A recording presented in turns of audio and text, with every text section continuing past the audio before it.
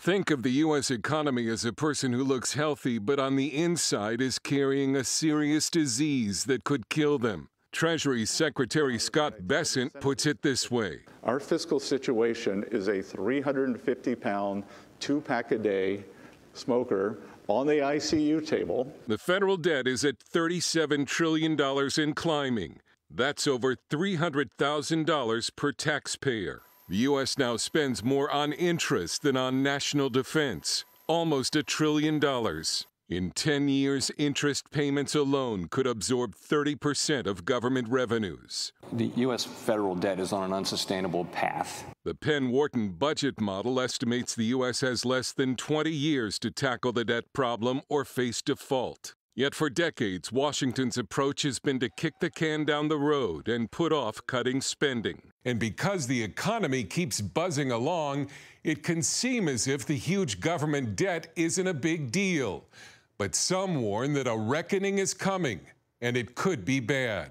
Chris Edwards is an economist at the Cato Institute. It's an extremely serious and dangerous situation we're in right now. The federal government has already borrowed $30 trillion, and if the government does nothing over the next few years, the accountants in Washington think that the $30 trillion will rise to $50 trillion. While the White House claims the recently passed One Big Beautiful Bill will reduce the debt, the Tax Foundation says Trump's spending package will add up to $3 trillion to the debt over the next decade. Daniel Bunn is president and CEO. There's still a significant hit to the deficit and long-term debt, and that's something that I think lawmakers could have made better choices to have this be more fiscally sustainable. The impact of the huge federal debt has been minimized because the world keeps financing it by buying U.S. Treasury notes. And that's why some, like Big Short investor Steven Eisman, call the federal debt a non-issue.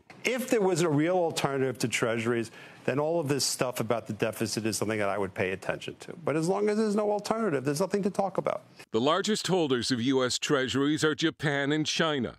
Should China in a future conflict with the U.S. dump its treasuries, the dollar would be worth less and inflation would spike. Even without such an event, the federal debt is making Americans poorer and could cost them as much as $14,000 a year in lost income by 2054. We are mortgaging our children's future. It's wrong. It's immoral. It has to stop. We are writing checks we cannot cash, and our children are going to pay the price. While almost everyone in Washington agrees the federal debt must be cut, finding the political will to do it is another matter. Dale Hurd, CBN News. Thanks, Dale. Gordon, I remember your dad would often talk about the federal debt and profligate spending here in the Beltway. Well, it goes back for generations. My grandfather was a chairman of the Senate Banking Committee, and he was absolutely a fiscal hawk and wanting to make sure that there were budget surpluses. And this is back in the 1950s, 1960s. And whenever government spending got out of control, he would absolutely use everything in his power on the Senate floor to make sure that wouldn't happen. But here we are, and we've been warning about this. I remember warning personally that once it hit 10 trillion, it was out of control, and you were going to get into a debt spiral. The problem with it is just not manageable. And when you have debt that exceeds the entire national product of the United States on a yearly basis, I mean, how in the world do you ever plan to pay it off? And you can't. And that interest continues to be a problem. And in order to entice people to buy more of your debt, you have to raise your interest rates. It's absolutely incredible that people that should know the cliff we're getting ready to go over and just say, well, okay, let's just continue to add to it.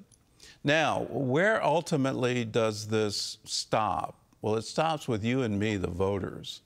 As long as we're looking for what's called pork barrel politics, where our members of Congress are rewarded in how much federal money they can bring back to their district, senators rewarded how much federal money they can bring back to the state, everybody clamoring for a spot at the feeding trough. It's up to us to say no. You're putting too much at risk. You're putting our currency at risk. You're putting our children and our grandchildren at risk. You're putting our nation at risk. This is where democracies go and die. And you don't have to look very far. Look at the very beginning of democracy in the Greek city-states. As soon as the polis, the population, figured out they could vote themselves the treasury, well, then the next thing that happened is that city-state would be bankrupt, and then tyranny would come in. They would be looking for some kind of savior to get them out of the economic mess. Now, what happened to Germany about 100 years ago? Really horrible war, World War I. Afterwards, reparations demanded by the Allied powers. And Germany went bankrupt. And their currency became worthless. And then they elected a dictator. Are we on that same path?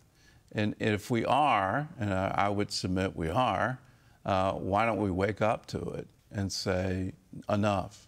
Now, if you want extra incentive, the prediction is the Social Security Fund is going to be bankrupt in my lifetime, like 13 years. Now, that should be a wake-up call for every baby boomer that we're in trouble in what used to be considered sacred and a sacred obligation. Under the current law, if the trust fund doesn't have enough money from new workers paying into it, there are automatic cuts to the monthly payment that Social Security makes. You talk about social upheaval and incredible poverty for people who no longer can work. That's a cliff I don't want to go over. Let's wake up to it. Let's vote our pocketbook and our children's pocketbook and say enough of this spending. We have to rein it in. We have to get a federal budget that's balanced.